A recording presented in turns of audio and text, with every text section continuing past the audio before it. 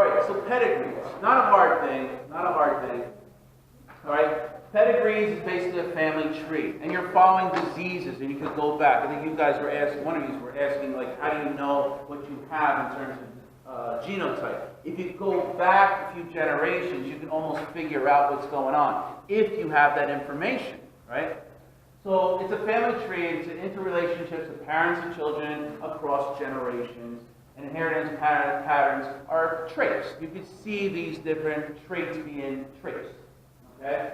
So basically, it's very easy to read them, or at least the nomenclature, so to say.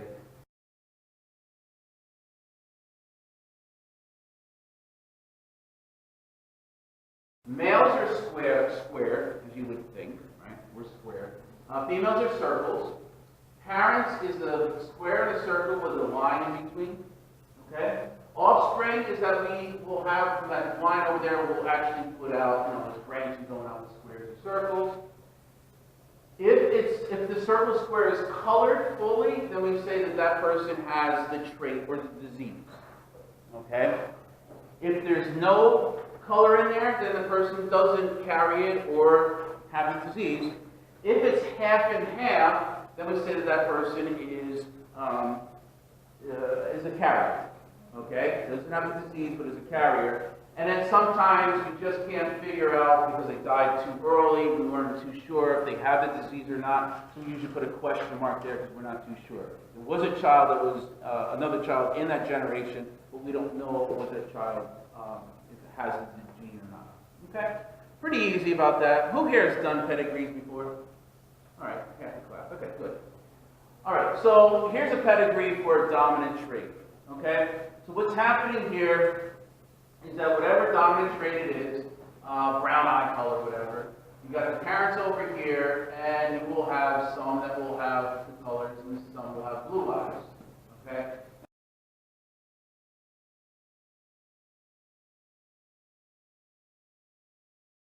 Now, it's usually 50-50, but again, with humans, you really can't, it's not 100% 50-50, but if you have 100 children, it's going to be like 48, 49, 50. But it's hard to tell when you only have, let's say, even this is crazy, but you have 7 children, you would expect them to do certain things, right? But that's what's difficult about with humans. You don't have a big amount of offspring in each generation. Then when you have this case over here, where this has the dominating trait, it'll show up over here. But if you don't have the dominating trait in this couple over here, it won't show at all. Right? So that's a pretty easy one to see. Questions about that? All right? So pedigree for recessive trait. There's a lot of question marks here. We just don't know. So here's mom and dad, they're carriers. They don't have the disease. But we know that she had a classroom of kids, right? So 8 kids over here. Okay? We don't know about some of them, but we know that 2 of them, a male and a female, have the disease.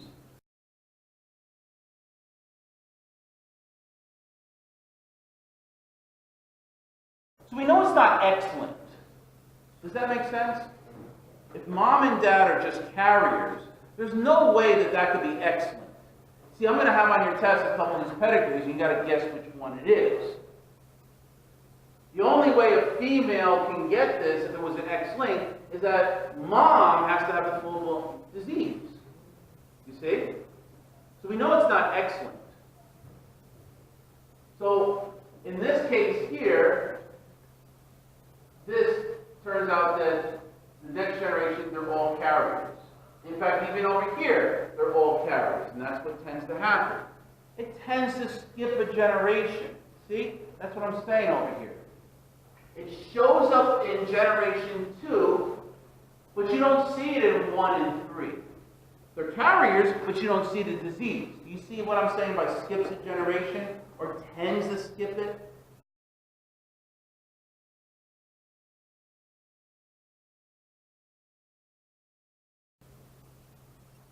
All right? Not all the time, because if she has a disease and she marries someone with the disease, it's like someone who's got sickle cell disease marries someone with sickle cell disease, then all of them will get sickle cell disease. You see what I'm saying?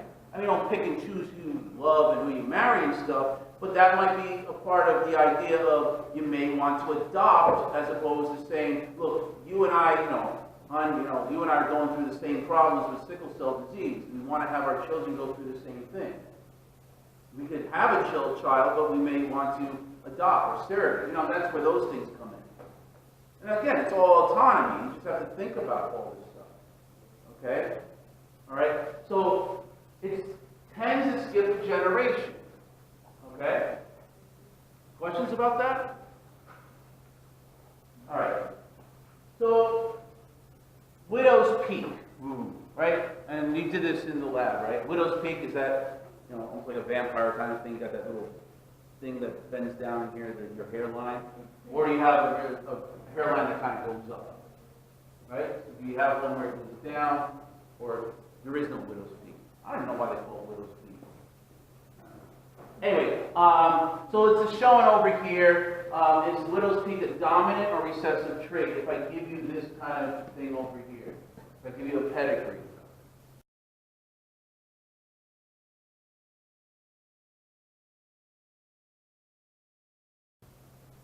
Is that dominating or is that a recessive? Is it skipping generations? No, the dominating one usually doesn't skip a generation. So, it's going to be a dominant trait. See? You got to put all your tools together to figure out what's going on. All right? That's a better way of looking at a widow's peak. See how it bends down, but then this one doesn't? So I kind of put that there so you can see it.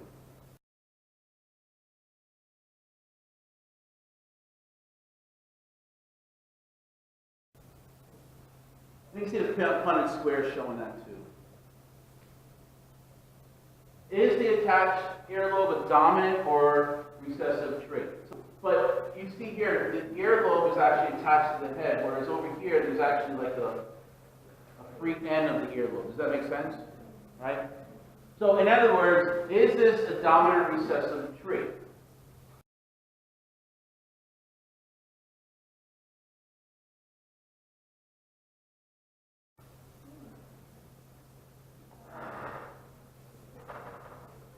In this case, it's recessive. This one didn't skip the generation, though. It tends to. It doesn't always do that. All right? So that's that one on there.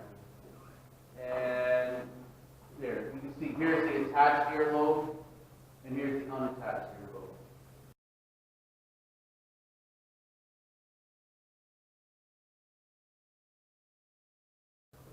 All right? See it on there. So homozygous dominant. Which one is the homozygous dominant male? John or Justin? Think about that.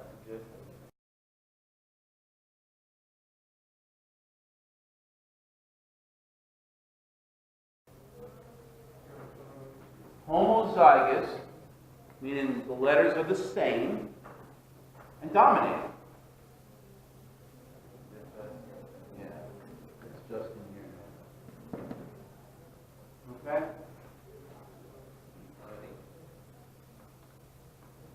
Well, the disease is actually recessive. So you wouldn't have, so John is a carrier, so you know that he's going to be heterozygous. He's carrying both alleles, the uppercase and lowercase. But this one, it's got to be capital letters on both. And if it's lowercase, recessive, that's what she is. She has a disease. All right? That's a sex-linked trait. All right? So, kind of like my father, who would be, let's say, Tom, he has color blindness. He's married to her who doesn't have it. So therefore, all the males are completely normal, but you can't really see it here, but 100% of the females will be carriers.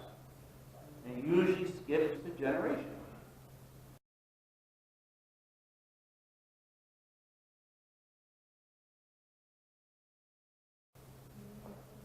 Okay? So you can do this on your own. Sex link is kind of showing you the steps over here. All right, the sex link.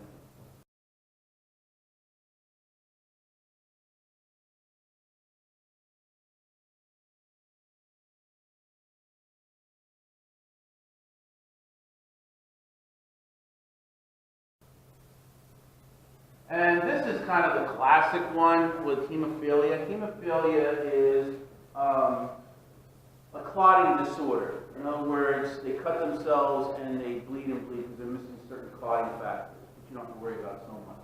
Well, it's a pedigree of Queen Victoria of England, and certain prince and queen had the carriage, and they actually, when you deal with kings and queens, like in a royal family like England, it's easy to do a pedigree because you know what everybody is over there. You know what I'm saying? You're not losing track on brothers and sisters. So anyway, so you're looking over here, and they went back. I don't know how far they went, but you can actually see where all that's happening. It's an X-linked disease. You can see who are carriers and who has the disease. You'll notice that there's no females in this whole pedigree that actually have the disease, but they will surely show up as carriers. If there's anyone that has the disease, it'll be males. And also look on there because there is no such thing as a male carrier, for obvious reasons on here.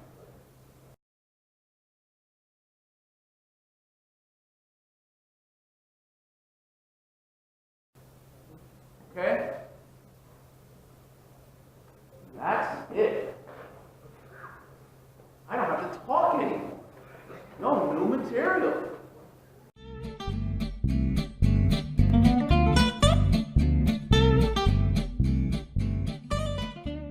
So I have a really awesome picture for you. Here it is. Oh, it might look like circles and squares to you, but make no mistake, this is no ordinary picture. This is a pedigree. A pedigree is like a family tree. It can show information about an inherited trait passed across generations. And this one is actually a small pedigree of us. Well, our human forms. See, that's me, my sister, my mom, my dad. I'm not arbitrarily picking random shapes to represent us either. In a pedigree, the circles represent females, squares represent males.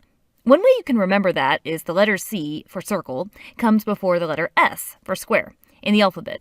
Alphabetically, the letter F for female comes before the letter M for male. I've got a thing about letters of the alphabet, though. I realize that might not work for everyone. So if we take a look at this pedigree, these Roman numerals represent generations. There's 2 generations here. This between my parents is called a marriage line. This line here connects parents to children, so you could see there are 2 children from this marriage. Now you may wonder, why are some of these shapes shaded? What does that mean? Well, the shaded shapes represent a trait that is being tracked in the pedigree. Here are 2 important facts about the particular trait I am choosing to track. Fact number 1 about this trait being tracked is that it's recessive. Recall that in typical Mendelian inheritance, dominant alleles, if present, will lead to the expression of dominant traits. Recessive alleles only are expressed when the dominant allele is not present. Now, fact number 2 about this trait is that it is an autosomal recessive trait. Just a reminder that autosomal means a chromosome that is not a sex chromosome. In human body cells, there are 46 chromosomes. The first 44, 22 pairs, are autosomes. The last 2, 1 pair, are sex chromosomes. So this trait is not sex-linked since it is autosomal, and that means it does not need to be written as coefficients on the sex chromosomes. So what is the trait we're tracking? Attached earlobes. Yes, you might not realize it, but look around and you'll see that humans, they have free or attached earlobes. Although we want to point out that there may be more than just these 2 categories for earlobes. And while this example is used often in basic genetics, there's probably more to this than just one simple gene. For our example, let's assume a simple gene trait, and that free earlobes is dominant, meaning at least one dominant allele must be around. Attached earlobes is recessive, showing when no dominant allele is present. So if we were to put the genotypes next to each of these shapes, what would they be? Well, the shaded ones would be easy, because we just mentioned that attached earlobes is the trait we're tracking, and it's an autosomal recessive trait. So if we use the letter E, then these shaded shapes must be lowercase e. Any capital dominant letter, and the individual would have to have free earlobes and not be shaded. So let's look at individual 2 in the first generation. That's our father. He's not shaded, so he can't be little e. What about big E, big E? Well, there's a problem. See his children? Us? Each child must get an allele from each parent. So if I received a little e from my mom, then I had to get the other little e from my dad. Therefore, he can't be big E, or he'd have no little e to give. His genotype must be the heterozygote genotype, big E, little e.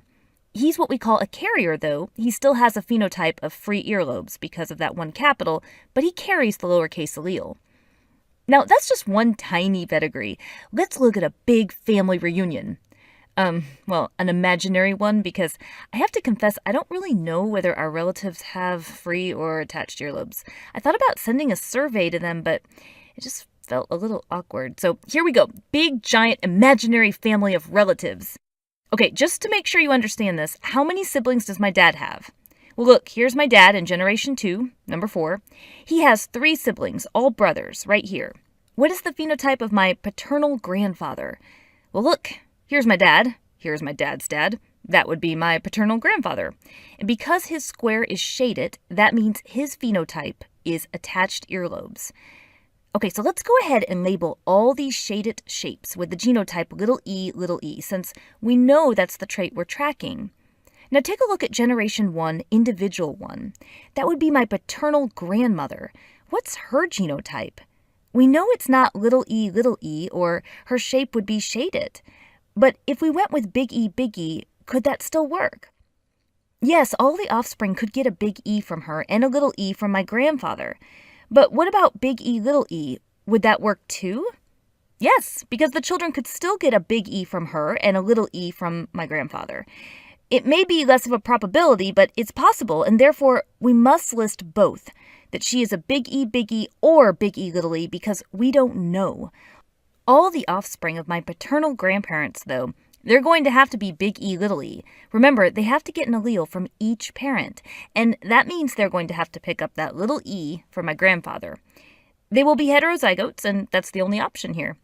Pause this video and try to solve the right side of this pedigree now.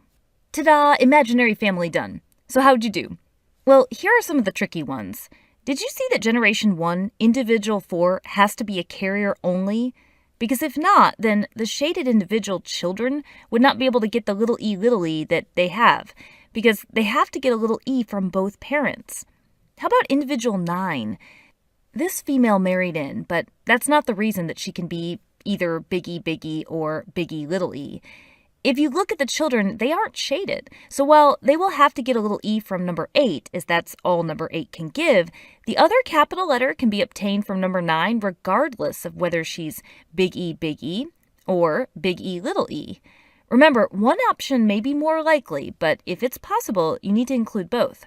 Now, remember how we made a big deal about how this was an autosomal pedigree? Well, what if you're dealing with a sex-linked trait and therefore a sex-linked pedigree? There are a lot of sex-linked recessive traits. Color blindness and some male patterns of baldness can be sex-linked. Let's pretend now that we're told this is a sex-linked recessive trait. I'm going to keep the old labeled pedigree here that showed an autosomal recessive trait just for comparison, but now here's a brand new sex-linked pedigree. First of all the females, the circles, should have an XX to indicate 2 X sex chromosomes by them. Remember, females have 2 X chromosomes. Males should have an XY to indicate an X and a Y sex chromosome. That's always a good thing to do first. Now remember that we were told this pedigree is tracking sex-linked recessive traits. So the shaded one here has the sex-linked recessive trait. A reminder from our sex-linked video about how this works.